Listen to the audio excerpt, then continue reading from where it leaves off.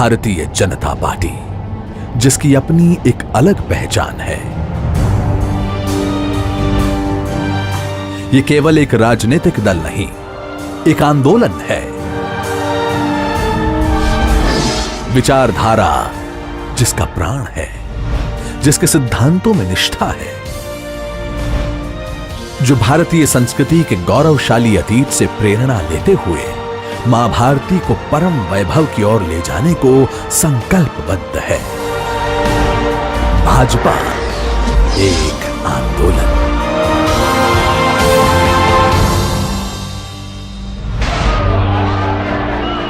भाजपा की गाथा संघर्षों से गढ़ी हुई गाथा है। ये गाथा है अनगिनत देशभक्तों की, लाखों करोड़ों कार्यकर्ताओं की और ऐसी विभूतियों की जिन्होंने अपने अटूट विश्वास और अथक परिश्रम से इतिहास की धारा को मोड़ दिया, देश की राजनीति को नई दिशा दी, राष्ट्र प्रेम और देशभक्ति की अलख जगाई।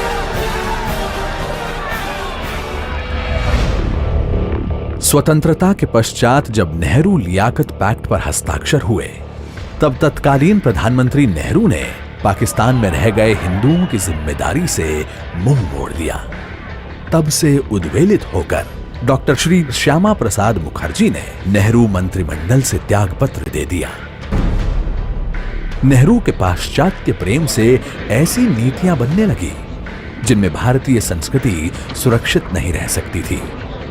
कांग्रेस गांधीवाद को विस्मित कर नेहरूवाद के रास्ते पर चलने लगी। डॉक्टर मुखर्जी और कई अन्य राष्ट्रवादी नेताओं ने इस खतरे को भांप लिया।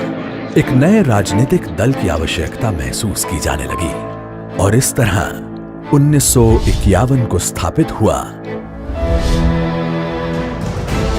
भारतीय जनसंघ। जनसंघ की ओर से मार्च 1953 में कश्मीर के पूर्ण विलय के लिए दिल्ली में सत्याग्रह आरंभ किया गया। डॉक्टर श्री श्यामा प्रसाद मुखर्जी ने तय किया कि वो बिना परमिट के कश्मीर में प्रवेश करेंगे। उन्होंने सिंह गर्जना करते हुए कहा था कि एक देश में दो विधान, दो निशान और दो प्रधान नहीं चलेगा। अपनी दृढ़ संकल्प शक्ति और जनता से मिल रहे समर्थन के बल पर 11 मई 1953 को श्री मुखर्जी ने बिना परमिट के कश्मीर में प्रवेश कर लिया और उनको गिरफ्तार कर लिया गया। 23 जून 1953 को संदेहास्पद स्थितियों में वे शहीद हो गए।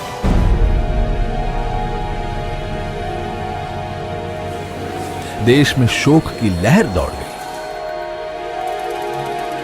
मुखर्जी के बलिदान का असर यह हुआ कि 9 अगस्त को शेख अब्दुल्ला को जम्मू कश्मीर के प्रधानमंत्री के पद से हटाकर बंदी बना लिया गया और जम्मू कश्मीर के लिए परमिट व्यवस्था को खत्म कर दिया गया। 1947 में देश को ब्रिटिश हुकूमतों से तो आजादी मिल गई, लेकिन देश के कई हिस्से ऐसे थे जिन पर अभी भी विदेशी ताकतों का कब्जा था। इन क्षेत्रों की मुक्ति के लिए पार्टी ने गोवा मुक्ति आंदोलन चलाया, पौंडीचेरी दादर हवेली की स्वतंत्रता के लिए अभियान चलाया, पश्चिम बंगाल के बेरुबारी को पाकिस्तान के हाथों में सौंपने का तीव्र विरोध किया, कच्छ समझौते के विरुद्ध आंदोलन किया और गौ हत्या के विरुद्ध अभियान चलाया। वर्ष 1965 में पाकिस्तान ने छल पूर्वक भारत पर हमला कर दिया और कच्छ के कंजर कोट समेत कई इलाकों पर कब्जा कर लिया। जनसंघ ने इसका विरोध किया और देश भर से जुटे 5 लाख लोगों ने दिल्ली आकर फौज न हारी, कौम न हारी, हार गई सरकार हमारी का नारा दिया। जनसंघ के समर्थन से तत्कालीन प्रधानमंत्री लाल बहादुर शास्त्री को हिम्मत मिली और भारतीय सेना ने पाकिस्तान पर विजय पा ली। और इसके बाद देश में आया वो दौर जिसे भारतीय लोकतंत्र का सबसे स्याह दाग माना जाता है, आपातकाल। आपातकाल के दौरान तमाम बड़े विपक्षी नेताओं को जेल में डाल दिया गया और उन्हें यातनाएं दी गई। राष्ट्रीय के साथ साथ मंच पर उपस्थित हमारे दोनों सांसद मंच पर साथों सभी विधायकगण, उन्हीं के साथ साथ हमारे जिला प्रमुख, हमारे पार्टी के सभी वरिष्ठ शीर्षस्थ नेता और उसी के साथ साथ आदरणीय कनकमल कटारा जी ने सभी के नाम लिए हैं। वो सभी नाम, समय के अभाव से नाम नहीं लेती हूँ, वो सभी नाम और मेरे सामने बैठे हुए भाई और बहनों, आज बहुत खुशी की बात है कि आदरणीय अर्जुन राम मुंडा जी ने हमें आज इस सम्मेलन के लिए समय दिया। वो हमेशा के लिए संगठन के साथ रहते हैं। मंत्री होने के बावजूद, इतने व्यस्तता के बावजूद भी ये हमेशा ध्यान रखते हैं कि अपने जो बांधव है, आदिवासी भाई बहन है, उनके उद्धार के लिए हमेशा के लिए वो काम करते रहे हैं। आज वो यहाँ पे आए हैं, मैं उनका बहुत बहुत स्वागत करती हूँ। और उसी के साथ साथ आपको इतना ही बताना चाहती हूँ कि आज का हमने जो ये सम्मेलन यहाँ पे किया है, प्रतिनिधि सम्मेलन जो किया है, वो हमने क्यों किया है। आज बड़ी खुशी की बात है कि भारतीय जनता पार्टी के जो हमारे एसटी सांसद है, उन सांसदों से लेके हमारे विधायक, विधायक के बाद हमारे जिला के प्रमुख, हमारे जिला परिषद के मेंबर, हमारे पंचायत समिति के मेंबर, हमारे प्रधान और उसी के साथ सरपंच और उसके साथ साथ शहरी क्षेत्र के हमारी नगर पालिका के अध्यक्ष और सभी पार्षद और ये सभी जनप्रतिनिधि जो है आज वो यहाँ पर आए हैं उदयपुर संभाग से। उसी के साथ साथ पार्टी की जो हमारे शीर्षस्थ नेता है, जो आदिवासी समुदाय से आते हैं, वो भी आज यहाँ पर आए हैं। और उदयपुर संभाग में हमने ये सोचा है कि किस तरीके से हम भारतीय जनता पार्टी के कार्यकर्ता के रूप में हम अच्छा काम कर सकते हैं। आज मुझे अर्जुन जी ये कहते हुए बड़ा अच्छा लग रहा है कि आप देखिए कि इस सभागार की एक भी कुर्सी खाली नहीं है और यहाँ पर जो बैठे हुए हैं ये सभी अपने सभी जनप्रतिनिधि है जो अलग अलग जगह से आए हैं। इससे हम ये भी देख रहे हैं कि कितने अच्छे तरीके से भारतीय जनता पार्टी अपने एसटी के भाई और बहनों को बढ़ावा भी देती है। आज मैं आपके सामने जो खड़ी हूँ वो संगठन के साथ साथ हम अपने जो जनप्रतिनिधि हम हैं, हम किस तरीके से अपने क्षेत्र में काम कर सकते हैं, इसके बारे में थोड़ा सा बताने के लिए आज मैं यहाँ पे कहूंगी, खड़ी हूँ। आप देखिए कि हमारी 51 विधानसभा है जिसमें 20% से भी ज्यादा एसटी है और उसी के साथ साथ हमारी 25 विधानसभा है, उसमें उससे भी ज्यादा संख्या है। अब आप देखिए कि जब इतनी भारी संख्या में हम हैं तो हम स्वाभाविक रूप में भारतीय जनता पार्टी की सरकार बनाने के लिए हम बहुत बड़ा योगदान दे सकते हैं। आज हम देख रहे हैं कि राजस्थान की हालत कांग्रेस सरकार ने कितनी खराब करके रखी है, उसके बारे में मैं अभी बात नहीं करूंगी क्योंकि मेरे पहले वक्ताओं ने वो बात कही है। पर लोग त्रस्त है, सबसे ज्यादा महिलाओं के साथ बलात्कार महिलाओं के साथ जो होते हैं वो आज कांग्रेस के राज में राजस्थान में होते हैं। सबसे ज्यादा अगर आदिवासियों के ऊपर बहुत ज्यादा तकलीफें होती है तो वो राजस्थान में होती है और सबसे ज्यादा यहाँ पे एसटी के साथ भी अत्याचार होते हैं। और आप ये भी देख रहे हैं कि तुष्टीकरण की परिसीमा है, बहुत ज्यादा तुष्टीकरण की राजनीति हो रही है और इसीलिए आज राजस्थान की जनता त्रस्त है, तकलीफ में है और आज भारतीय जनता पार्टी को उस जनता का आवाज बनकर नहीं सहेगा राजस्थान, ये अभियान शुरू करना पड़ा है। और आप देख रहे हैं कि हजारों लाखों की संख्या में लोग हमारे साथ जुड़ रहे हैं और लोगों ने तय किया है कि अब राजस्थान में सरकार बनेगी तो वो भारतीय जनता पार्टी की ही सरकार बनेगी और 2 तिहाई बहुमत से बनेगी। लोग तैयार है हमारे साथ चलने के लिए। अब तैयारी हमने बतानी है कि हम जनप्रतिनिधि के नाते और उसी के साथ साथ पार्टी का नेता होने के नाते हम अपना कितना योगदान दे सकते हैं। मुझे आपको आग्रह करना है कि आप सभी ने अपने अपने क्षेत्र में बहुत अच्छा काम करना है। जो काम मैं आपको बताने जा रही हूँ, अगर वो काम हम और आप मिलके करते हैं तो हमें कोई रोक नहीं सकता है। मेरे भाई और बहनों, आप सभी को मुझे सबसे पहले आग्रह करना है कि अपने अपने क्षेत्र में जो नव मतदाता है उनकी सूची बनवाइए और उन नव मतदाताओं को आप मिलकर आइए। आपने देखा होगा कि अकेले राजस्थान में अभी 50 लाख से भी ज्यादा नव मतदाता जुड़ गए हैं। एक एक विधानसभा में 25-25 हजार से भी ज्यादा नव मतदाता जुड़ गए हैं। उनको मिलना हमारा काम बनता है, हम उनको मिलेंगे। उसी के साथ साथ हमारे क्षेत्र में प्रभावी मतदाता है, जिनके लोग सुनते हैं और उनके कहने के साथ साथ लोग हमें वोट भी देते हैं। ऐसे प्रभावी मतदाताओं की सूची भी हमने बनानी है और उन सभी लोगों को पार्टी के साथ आपने जोड़कर लेना है। केंद्र सरकार ने हमारी अनेक उत्तम काम किए हैं। सैकड़ों स्कीम है हमारी जिसका लाभ लोगों को मिल रहा है। उन सभी लाभार्थियों की सूची बनने के बाद उनके साथ अपने शक्ति केंद्र के स्थल पर हमें लाभार्थियों के छोटे छोटे सम्मेलन करने हैं। उनको जाकर मिलकर आना है, उनको ये कहना है कि आदरणीय मोदी जी ने आपको ये लाभ दिया है, पर इसके आगे भी, इसके बाद भी आपकी सेवा करने के लिए भारतीय जनता पार्टी की सरकार और मैं भी आपके क्षेत्र में आपकी सेवा करने के लिए तत्पर रहूंगा। ये कहते हुए हमने उनको नमस्कार करके आना है, उनको मिलकर भी आना है। अपने विधानसभा क्षेत्र में अनेक हमारे श्रद्धा केंद्र है। उस श्रद्धा केंद्रों के साथ हमने संपर्क बनाना है। उन सभी जो पुजारी है, महंत है, उनको नमस्कार करके उनका सम्मान करके आना है। अपने क्षेत्र में अनेक एनजीओ काम करती है। ये एनजीओ तय करती है कि कौन ठीक है। उन एनजीओ के साथ संपर्क करना है। ये लोग हमारे साथ जरूर है, क्योंकि हम ही तो वो लोग हैं, हम ही तो वो पार्टी है जिन्होंने लोगों के लिए बहुत काम किया है। और इसी तरीके से प्रभावशाली वोटर्स को भी आपने मिलना है। मुझे आप सभी को आग्रह करना है, आप सभी जनप्रतिनिधि हैं, आज आप माननीय मुंडा जी के सामने आज एक प्रण लेके जाए कि मैं यहाँ पे बैठा हुआ हर एक व्यक्ति प्रतिदिन 25 परिवारों को रोज मिलूंगा। जब तक 25 परिवारों को नहीं मिलता हूँ तब तक मैं सोऊंगा नहीं। मैं 25 परिवारों को रोज मिलूंगा और इन लोगों को मिलते हुए केंद्र सरकार की माननीय मोदी जी ने जो योजनाएं बनाई है उसके बारे में मैं कहूंगा। और उसी के साथ साथ गहलोत सरकार की जो विफलता है, गहलोत सरकार ने जो हमें तकलीफें दी है, उसके बारे में भी मैं बात करके आऊंगा। ये काम हम सभी ने करना है। संपर्क के साथ जब आप जाते हैं तो एक कैलेंडर बहुत अच्छा हमने बनाया है। उस कैलेंडर का भी यहाँ पे अभी विमोचन होगा।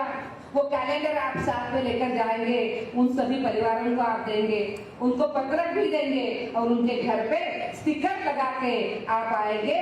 और उसी के साथ साथ भगवान बिरसा मुंडा जी की और गुरु गोविंद गुरु की एक रिंग भी हम सभी को देंगे। वो आप जरूर अपने क्षेत्र के लोगों को देकर आएगा।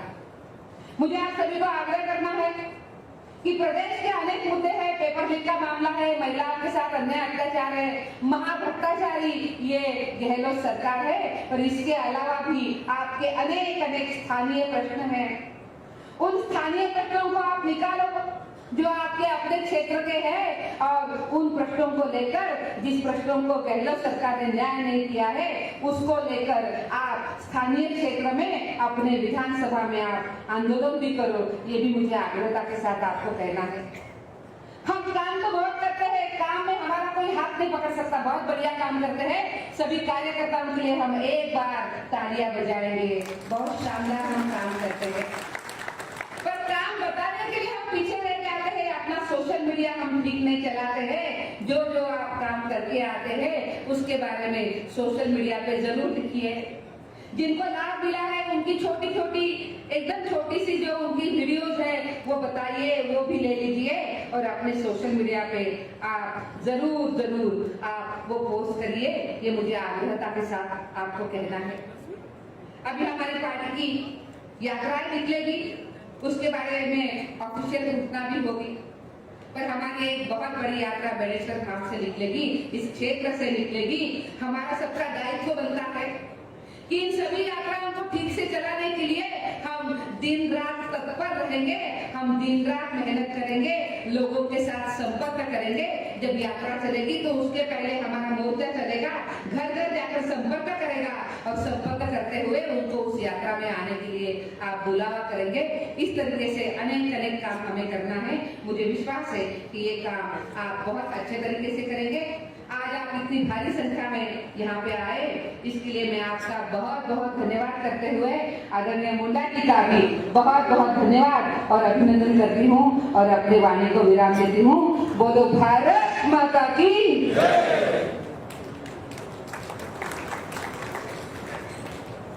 बहुत बहुत धन्यवाद ताई जी। मैं क्षमा चाहता हूँ, अखरू जी महिला, दलित चंद जी महिला, बीमा भाई आप मंच पर पधारे। 3 नारे और लगवाऊंगा। ये मेवाड़ की वीरता की भूमि है और इस वीरता की भूमि पर माननीय मुंडा जी पधारे हैं, तो मैं महाराणा प्रताप की जय बुलवाऊंगा तो पूरे जोश और पोज के साथ बोलना है। महाराणा प्रताप की, राणा पूजा की, मांगलधाम की, सती सुरमान की, मालती महाराज की। धन्यवाद। मैं माननीय मंत्री जी को आमंत्रित करता हूं कि हम सबका पाते प्रदान करें और इस बागड़ और मेवाड़ के ऊर्जावान कार्यकर्ताओं में मार्गदर्शन प्रदान करें।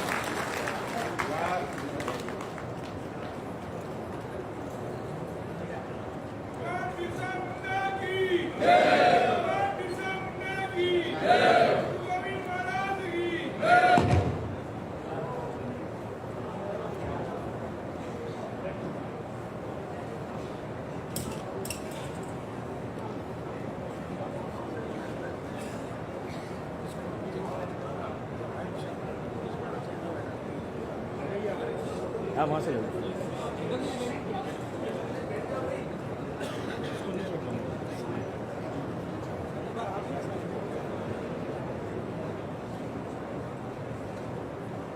भगवान बिरसा मुंडा की धरती से आज मैं मेवाड़ की वीर भूमि पर आया।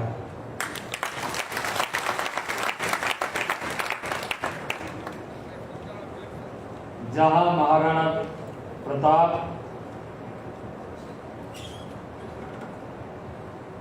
पूंजा भील जैसे हल्दी घाटी के असंख्य वीरों की भूमि, जिसका आपने बहुत जोरदार ढंग से नारा लगाया, वैसे भूमि को मैं सत सत नमन करता हूं, प्रणाम करता हूं।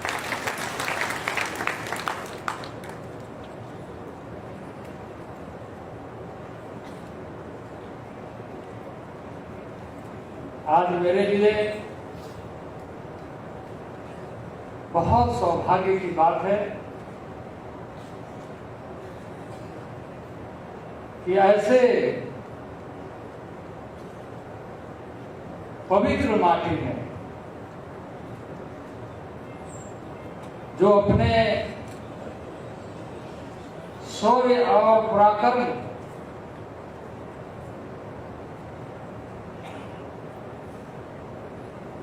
और वीरता का अभूतपूर्व शौर्यता का परिचय देता है।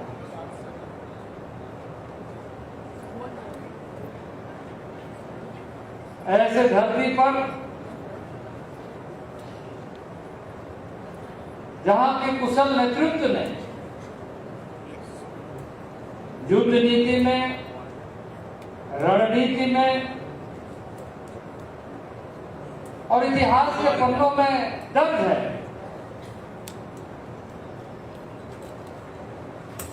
कि विभिन्न मोर्चे पर, चाहे वो छापामार नीति के साथ,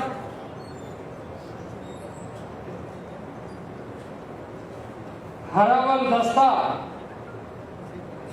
जिसके महानायक राणा कुंज, भामाशाह, झालामान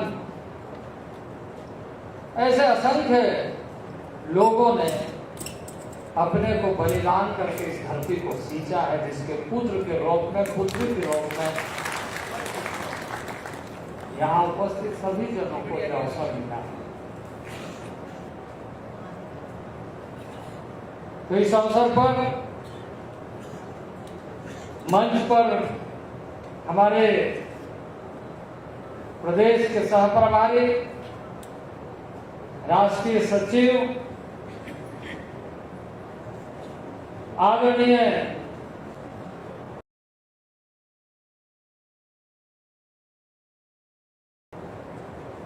विजया जी ताई, हमारे प्रदेश के अध्यक्ष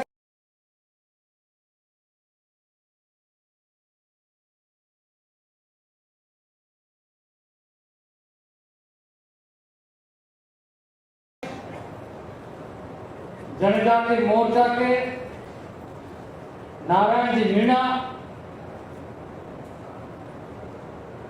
हमारे प्रदेश के उपाध्यक्ष और पूर्व मंत्री संपर्क में, और उनके माध्यम से इन क्षेत्रों की जानकारी मिलती है। वैसे सांसद आदरणीय कनकमल कटारा जी, हमारे सांसद जो हमेशा इस क्षेत्र की जनता की चिंता करते हैं, खासकर शिक्षा के मामले में और यहाँ के समस्याओं के मामले में संवेदनशील रहते हैं, ऐसे अर्जुन लाल मीणा जी, प्रदेश के महासचिव दामोदर अग्रवाल जी,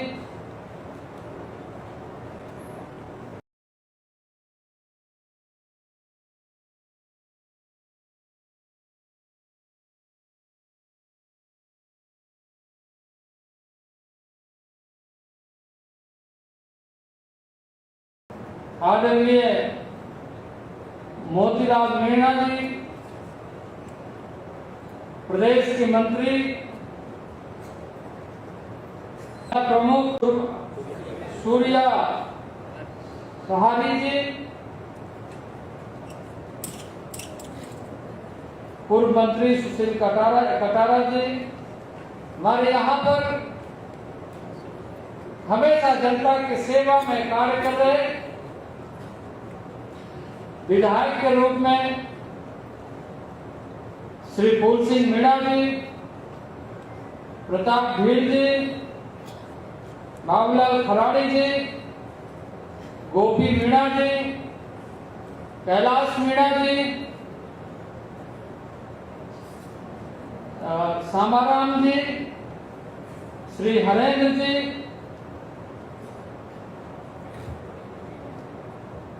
अमृत मीणा जी, हमारे जिलाध्यक्ष रविंद्र जी, चंद्रगुप्त सिंह चौहान जी, और आप सभी विभिन्न स्तरों पर पंचायत के सरपंच के रूप में, पंचायत समिति के सदस्य के रूप में, जिला परिषद में,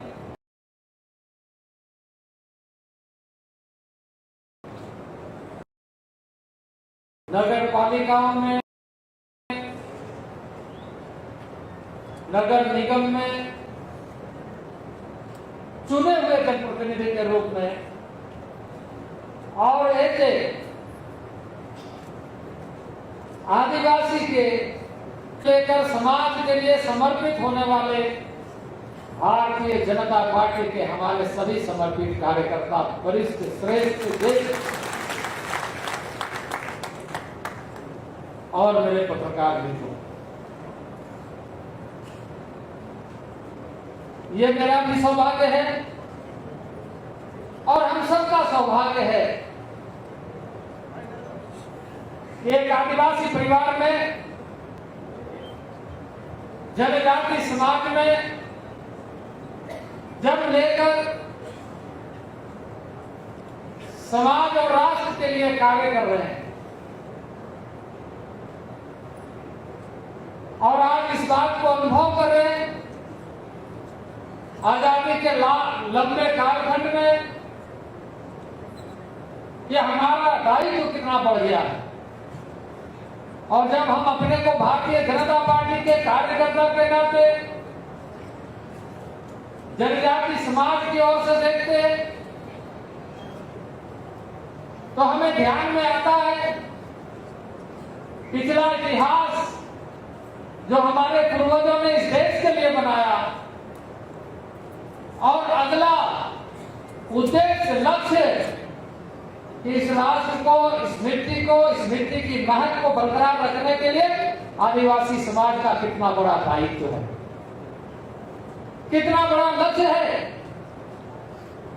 जब हम ऐसे दायित्व को कार्यकर्ता के रूप में, चुने हुए जनप्रतिनिधि के रूप में समाज के बीच से उभर करके काम कर रहे हैं। मित्रों, ये राष्ट्र आजादी का लंबा यात्रा पूरा किया है, जिसको हम अमृत महोत्सव के रूप में मना करके 75 वर्ष को देखा। और अब 75 वर्ष के बाद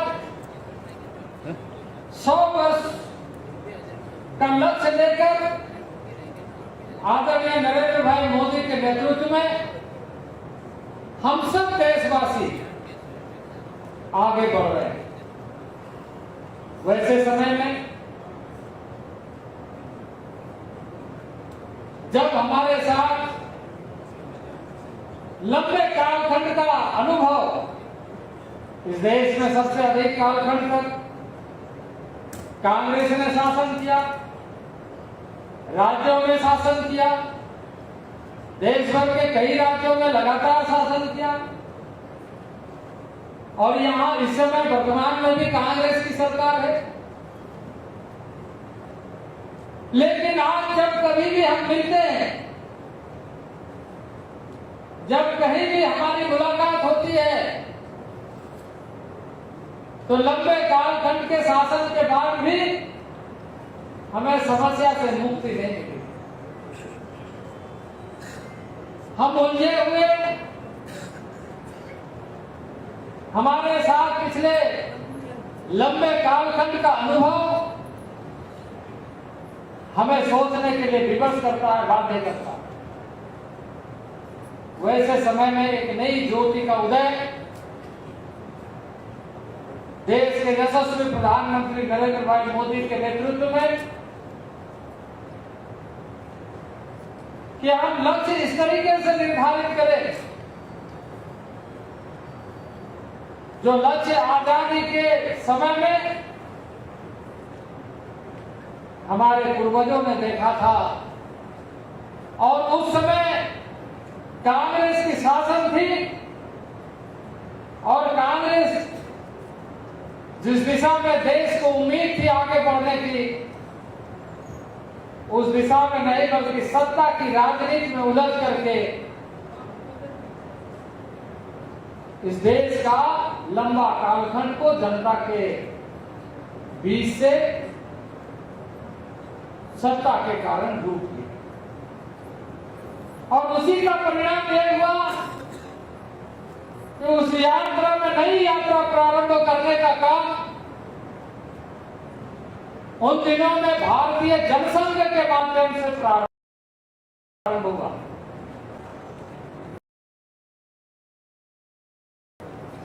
कि हम देश को इसलिए आजादी नहीं पाए कि देश के लोगों को उलझा करके सत्ता की राजनीति में मशगूल हो जाए, बल्कि हमारे पूर्वजों ने जो लड़ाइयां लड़ी, चाहे वो मुगलों के शासनकाल में, चाहे वो अंग्रेजों के शासनकाल में, वो लड़ाई लड़ करके आजादी का सपना देख करके अपने को बलिदान किया। उस बलिदान को हम बेकार जाने नहीं देंगे और भारतीय जनसंघ के माध्यम से यात्रा प्रारंभ हुआ। उस यात्रा के इस कड़ी में 2014 बीच में अटल जी, जिन्होंने इस भविष्य दृष्टा के रूप में अपना सार्वजनिक जीवन को देश के लिए समर्पित किया। प्रधानमंत्री के नेतृत्व में प्रधानमंत्री के रूप में हमारे बीच में काम किया। आज यदि मैं एक आदिवासी परिवार से मंत्री के रूप में आपके बीच में खड़ा हूं और आदिवासियों के लिए काम करने के लिए खड़ा हूं, तो उसका श्रेय अटल बिहारी वाजपेयी जी को जाता है कि 1999 में उन्होंने जनजाति मंत्रालय जनजाति भाइयों के लिए समर्पित होकर के कार्य कैसे हो यह सुनिश्चित करने के लिए किया। पर उसके बाद भी सत्ता फिर बदल गई, यूपीए की सरकार बनी, 10 साल का कालखंड यूपीए ने फिर खो दिया। जिस बीज को बोने का काम अटल जी ने किया, उस बीज को पौधा को आगे बढ़ाने के बजाय उसको फिर से कमजोर बनाने का कार्य 2004 से 2014 तक हुआ। 2014 के बाद फिर भारतीय जनता पार्टी की सरकार केंद्र में बनी और देश के नेता प्रधानमंत्री नरेंद्र भाई मोदी बने। 1999 में यह मंत्रालय बनाने का उद्देश्य और ये जनजाति भाई जो आप सरपंच के रूप में या जिला परिषद के रूप में या विभिन्न स्थानों से चुन करके आते हैं, इन सारे चीजों के बारे में जो मौलिक बातें हैं, संवैधानिक बातें हैं, यह हमेशा हमें ध्यान में रखना चाहिए। अटल जी ने इस बात का अनुभव किया था कि जनजाति समाज के लिए जो संवैधानिक प्रावधान है, उस संवैधानिक प्रावधान के आधार पर जो व्यवस्था खड़ी होनी चाहिए, वो व्यवस्था इस देश में खड़ी नहीं हो पाई और जिसके कारण हमें इस मंत्रालय का गठन करते हुए यह सुनिश्चित करना है कि देश में वो व्यवस्था खड़ी हो।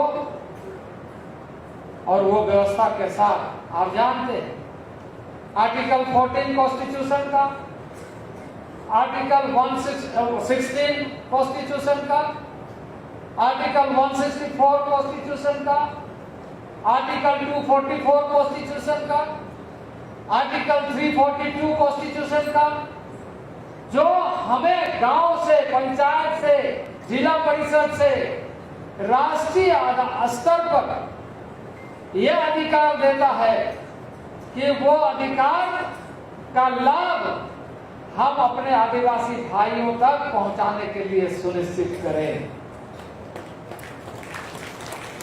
आज अभी बात हो रही थी कि ये टीएसपी एरिया है, ट्राइबल सब प्लान एरिया है। ये ट्राइबल सब प्लान एरिया क्यों है और ट्राइबल सब प्लान एरिया का प्लान कैसे बनना चाहिए, उसमें पंचायत सरपंच की क्या दायित्व है, जिला परिषद की क्या दायित्व है, विधानसभा की क्या दायित्व है और पार्लियामेंट की क्या दायित्व है, इसको सिनर्जी कैसे बनाया जाना चाहिए, प्लानिंग डिस्कशन कैसे होना चाहिए और यह कैसे सुनिश्चित करना चाहिए कि जिस योजना के तहत एक व्यक्ति को, एक परिवार को, एक समाज को ध्यान में रखते हुए बनाई गई है, वो योजना वहां तक कैसे पहुंचना चाहिए। पर कांग्रेस के कालखंड में इन सारे संवैधानिक प्रावधान होने के बाद भी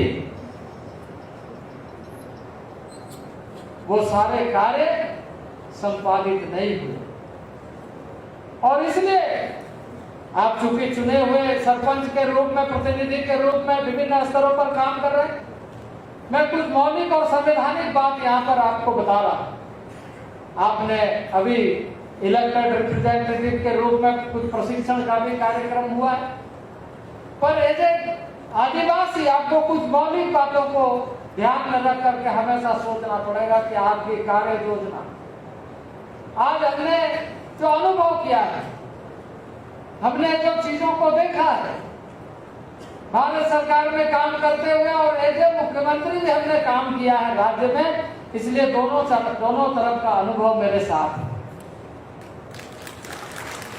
मैंने देखा है कि जिला परिषद को डिफॉल्ट करने का काम, पंचायतों को जो संवैधानिक अधिकार के साथ कार्य करने का दायित्व राज्य सरकार के तरफ से पूर्ण रूप से नहीं दिया जाता है। और मैंने यहां का भी सूचना लिया कि जो टीएसटी एरिया है, अनुसूचित क्षेत्र है, उन अनुसूचित क्षेत्र में भी यहां पर जो स्पेशल, जिसको सुप्रीम कोर्ट ने जब किसी ने चैलेंज किया तो फिर से मान्यता दिया, जो एक्ट के माध्यम से बनाया गया संवैधानिक संशोधन के माध्यम से पेशा एक्ट के माध्यम से जो पंचायतों में काम होना चाहिए, टीएसटी एरिया में राजस्थान में काम नहीं हो रहा है। और इसलिए आप सबको इन सारे मामलों में सावधान होना चाहिए। देश के यशस्वी प्रधानमंत्री चाहते हैं कि वो सारा कार्य नीचे स्तर तक कैसे पहुंचे। हमारा मंत्रालय सिर्फ हमारा ही काम नहीं करता, हमारा मंत्रालय देश के जो प्रमुख विभाग है, 41 मंत्रालय, उन मंत्रालयों का काम जनता तक कैसे पहुंचे, ये सुनिश्चित करने के लिए राज्य को बराबर स्मरित करते हुए कि कार्य योजना, अभी बात हो रही थी, हम चर्चा कर रहे थे, अभी मैंने एक योजना प्रारंभ किया भारत सरकार के माध्यम से, आदि आदर्श ग्राम योजना, जिसके माध्यम से हमने एक सीड मनी गांव को भेजने का कि आदि आदर्श ग्राम के रूप में हम ट्राइबल अफेयर्स के तरफ से, जनजाति मंत्रालय के तरफ से गांव में, और वो भी गांव की ग्राम सभा जो गांव के ट्रेडिशनल हेडमैन प्रधान है और सरपंच है, वो इस बात को सुनिश्चित करेंगे कि हमारे पंचायत और हमारे गांव में कौन सा योजना होना चाहिए। उस योजना को प्राथमिकता दे करके राज्य सरकार को वो योजना कैसे गांव में पूरी हो, यह सुनिश्चित करना चाहिए।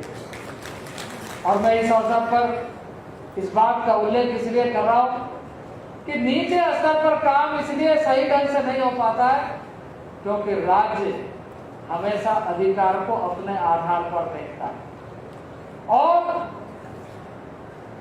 उन कार्यों को जो जनता से जुड़ा हुआ है, उन कार्यों को अपनी प्राथमिकता के आधार पर यह सुनिश्चित करता है कि जनता का लाभ ना, बल्कि आगामी इलेक्शन में फिर से हमको कैसे चुने, इसके लिए तिकड़मबाजी की पॉलिटिक्स जो होती है वो करने का काम करता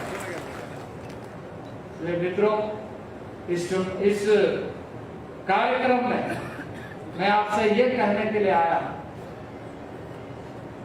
कि यदि आप पंचायत में सरपंच के रूप में अच्छा काम करना चाहते हैं, ये जनजाति समाज आप अपने क्षेत्रों को, अपने क्षेत्र के लोगों को विकसित करना चाहते हैं, तो आपको केंद्र और राज्य की डबल इंजन की सरकार बनाना पड़ेगा।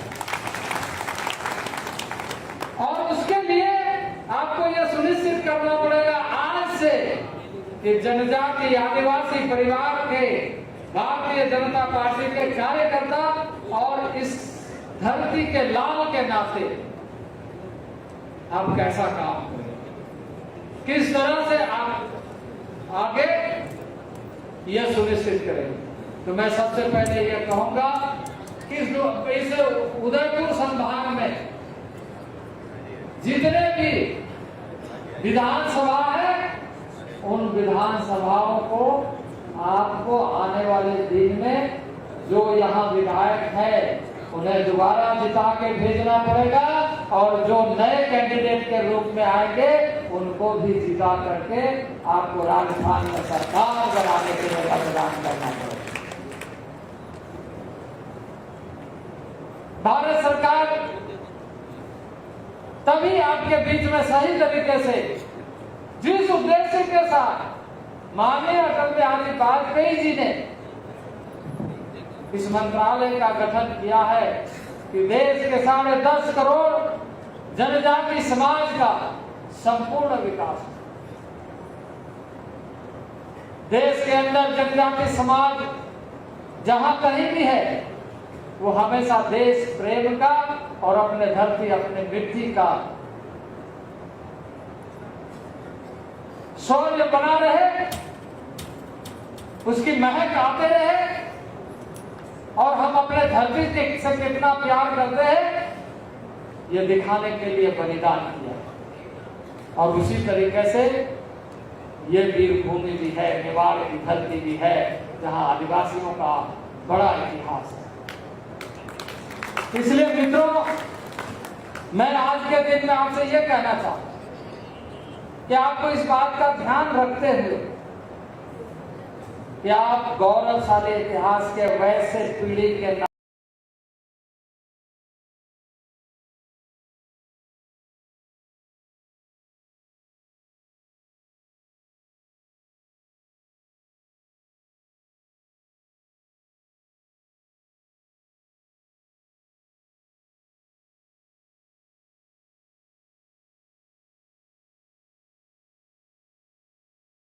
नागरिक है जिन्हें यह गौरव महसूस होना चाहिए भारत की धरती में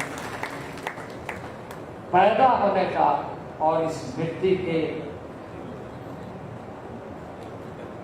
जो दायित्व है उसे पूरा कर। आज तेजी से दुनिया भी बदल रही है, देश भी बदल रहा है और हम भी बदल रहे हैं, हमारी जरूरतें भी बदल रही हैं और हम नए सपनों के साथ आगे बढ़ रहे हैं। नई ऊंचाइयों को पाने के लिए हमने लक्ष्य निर्धारित कर दिया है।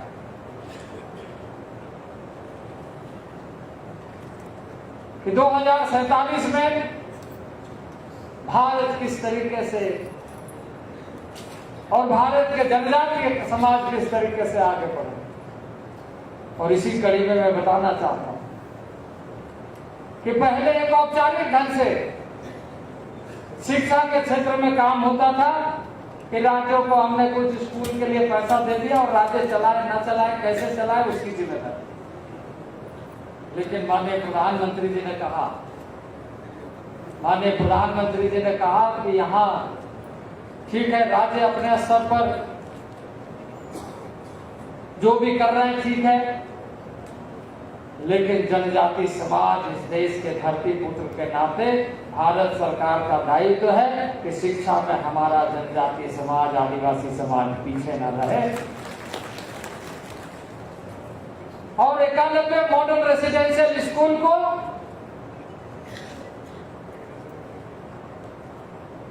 हमने केंद्र के नवोदय विद्यालय के तर्ज पर कैसे चले यह सुनिश्चित किया है। और आपको ध्यान में होगा पिछले दिनों प्रधानमंत्री राजस्थान के वीर भूमि पर आए थे, उन्होंने 7 91 मॉडल रेसिडेंशियल स्कूल को उद्घाटन करने का काम किया। अब यहाँ राजस्थान में 30 91 model residential school Navodaya Vidyalaya के जैसे प्रबंधन के साथ, सीबीएसई पैटर्न के साथ वो स्कूल संचालित होगा। और स्टैंडर्ड 6 में जिस बच्ची का एडमिशन होगा 12वीं तक उसको 1 रुपया खर्च देना नहीं पड़ेगा। सारा भारत सरकार राशि वहन करेगी, सिर्फ उनको एडमिशन लेना है। फूडिंग लॉजिंग से लेकर सारी गुणवत्ता युक्त शिक्षा के लिए भारत सरकार राशि उपलब्ध कराएगी। अभी उसके लिए माननीय प्रधानमंत्री जी ने कहा और जिसका घोषणा देश के वित्त मंत्री ने अपने बजट भाषण में किया और हमने उसका विज्ञापन भी जारी कर दिया। अब हम 38,000 शिक्षकों की बहाली इन स्कूलों के लिए करने जा रहे हैं, जिसमें 10,000 का हमने जारी कर दिया है। उसके एप्लीकेशन भी अब आ रहे हैं और बहुत जल्दी नियुक्ति करते हुए अब भारत सरकार के माध्यम से अभी हमें अपने माननीय सांसद अर्जुन लाल मीणा जी ने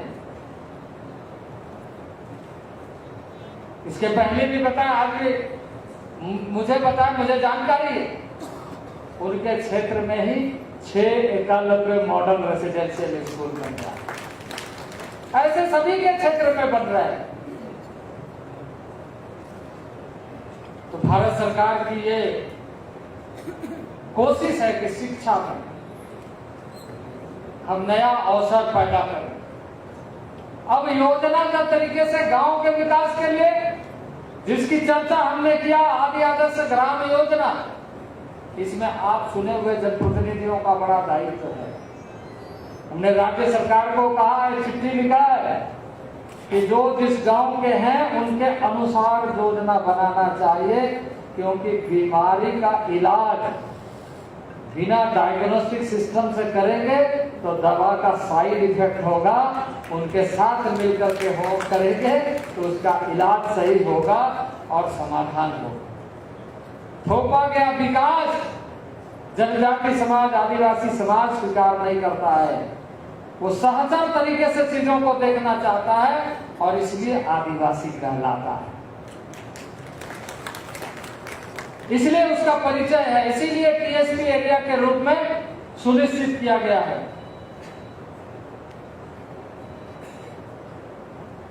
उदयपुर संभाग के क्षेत्र में रहने वाले आज की इस मोर्चा के कार्यकर्ता के रूप में, भारतीय जनता पार्टी के कार्यकर्ता के रूप में और चुने हुए जनप्रतिनिधि के रूप में हम यहाँ इस बात को ध्यान में रखते हुए आगामी कार्यक्रमों को, और लक्ष्य हमारा 2 तरीके से है। एक कि हमें ये लक्ष्य रखना है कि सरकार हमारी यहाँ बननी चाहिए, और दूसरा लक्ष्य ये रखना है कि जनजाति समाज को जो संवैधानिक अधिकार मिला है, जब हम सरकार बनाएंगे तो वो सुविधा उनके घर तक, उनके दरवाजे तक, उनके बच्चे तक, उनके बच्चियों तक पहुंचना चाहिए। और ये तभी संभव होगा बेहतर ढंग से जब हम राजस्थान में अपनी सरकार बनाएंगे। जब जब भी भारतीय जनता पार्टी की सरकारें रही है, अच्छा काम हुआ है। और आज मैं अभी कुछ बातें सुन रहा था जिसकी चर्चा माननीय सांसद कटारा जी ने किया और सभी वक्ताओं ने किया। भ्रष्टाचार में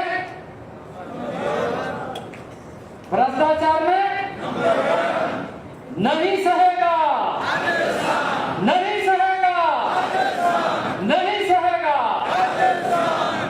ये हमारा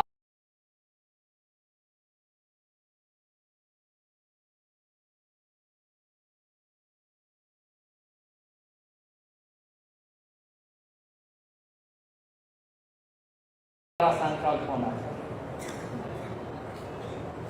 अगर दुनिया के सामने राजस्थान का परिचय किसी को कहना, महिलाओं पर अत्याचार नहीं सहेगा राजस्थान, महिलाओं पर अत्याचार नहीं सहेगा राजस्थान। ये तमाम तरह के इस सरकार में जितने भी कुनीतियां हैं, कुरीतियां हैं, जिसके कारण लोग पीड़ित हो रहे हैं, लोग पीड़ित ही नहीं हो रहे राजस्थान के, बल्कि राजस्थान के वीर भूमि को बदनाम करने का काम कांग्रेस की सरकार कर रही है। मित्रों, आज मुझे बेहद पसंद आता, इस रूप में प्रसन्नता है कि अर्जुन को अर्जुन का परिचय कराया तीर धनुष देकर।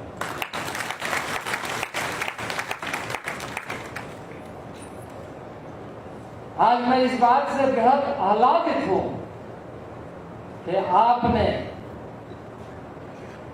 महाराणा प्रताप का प्रतिमा देकर के इस वीर भूमि के चरित्र का वर्णन किया। पूंजा भील के प्रतिमा को देकर के इस धरती का सम्मान बढ़ा। वो सम्मान को बरकरार रखने के लिए हम भारतीय जनता पार्टी के कार्यकर्ता है और भारतीय जनता पार्टी के कार्यकर्ता होने का गर्व हमें है। इस भाव के साथ हमें आगे कार्य में लग जाना है। विकास के कार्यों को भारत सरकार लगातार प्रयत्न करेगी कि आपके यहां पहुंचे, लेकिन बाधा तोड़ना आपका काम है।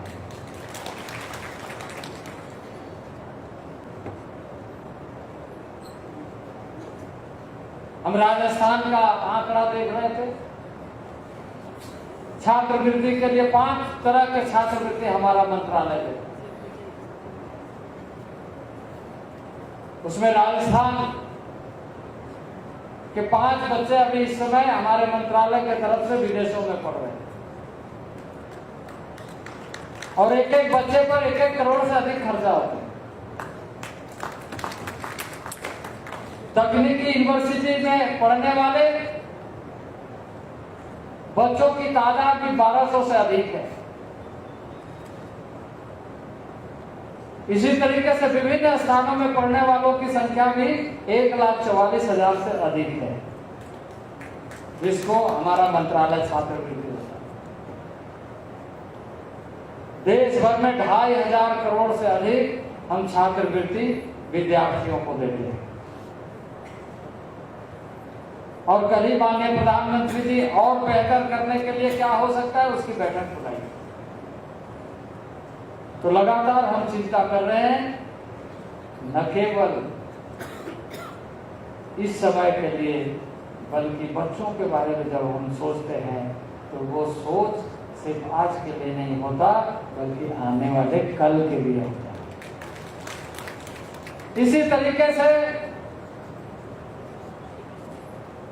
हमने पीपीटीजी प्रोग्राम 15,000 करोड़ का प्रारंभ किया है।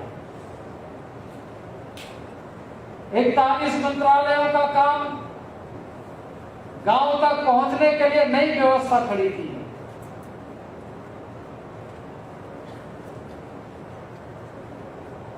हेल्थ का एक नया प्रोग्राम हमने देश भर के लिए प्रारंभ किया है। जनजातीय क्षेत्रों में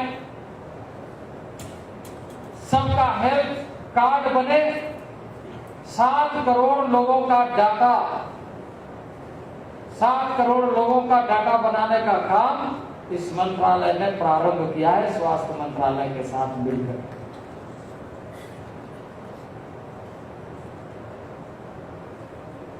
आर्टिकल 275 के आधार पे योजनाओं का लाभ जनता को मिले, जनजातीय समाज को मिले। आधारभूत संरचना के लिए हम लगातार ऐसे क्षेत्रों में जहां जनजातीय समाज को लाभ मिले राज्य सरकार से हम मांग करते हैं। जहां भारतीय जनता पार्टी की सरकार है वहां प्रस्ताव जनता के अनुकूल आते, कई जगहों पे जनता के अनुकूल नहीं बल्कि वो सोचते हैं कि इन योजनाओं का पैसा हमारे वोट के लिए कैसे होगा, ये सोच करके करते हैं। तो मित्रों, मुझे बेहद प्रसन्नता है कि आप सभी जागरूक होकर के इस समय संकल्पबद्ध होकर के संगठन के कार्य में लगे हैं। संगठन का दायित्व तो पूरा करते हुए संवैधानिक अधिकारों को जनता तक पहुंचाने का जो बड़ा दायित्व लेकर इस सभागार में विभिन्न क्षेत्रों से उदयपुर के आए हुए, जहां पूरा सभागार खड़ा हुआ है, मैं समझता हूं कि ये राजस्थान की सरकार को बदलने का, भगवान बिरसा मुंडा कहते हैं, भगवान बिरसा मुंडा के शब्दों में उसको उलगुलान कहेंगे, यानी जब तक सरकार नहीं बदलेगी तब तक हम विश्राम नहीं लेंगे, क्रांति का घोष होगा। इस बीच में हमारा लगातार आना होगा, समय की बाध्यता है, इसलिए मैं बहुत ज्यादा बातों को नहीं कह रहा, पर मैं इस बात के साथ, इस विश्वास के साथ कि जो आज इस सभागार में ऊंजा भील के वंशज के रूप में हम उपस्थित हुए हैं, अपना इतिहास बरकरार रखेंगे, इस संकल्प के साथ यहाँ से वापस लें। और भी बहुत सारी चर्चा आपके बीच में होगी, उन सारे चर्चा के बाद जो पाथे लेकर के जाएंगे, उस पाथे के बल पर राजस्थान में भारतीय जनता पार्टी की सरकार होगी, ये मुझे पूरा विश्वास है। मैं इन्हीं शब्दों के साथ अपनी वाणी को विराम देना चाहता हूं। एक बार जोरदार ढंग से हमारे साथ नारा लगाइए, भारत माता की जय, भारत माता की जय, भारत माता की जय, वंदे वंदे वंदे। बहुत बहुत धन्यवाद। बहुत बहुत धन्यवाद मंत्री जी। मैं आप सबसे करबद्ध निवेदन करूंगा कि 5 मिनट का कार्यक्रम शेष है,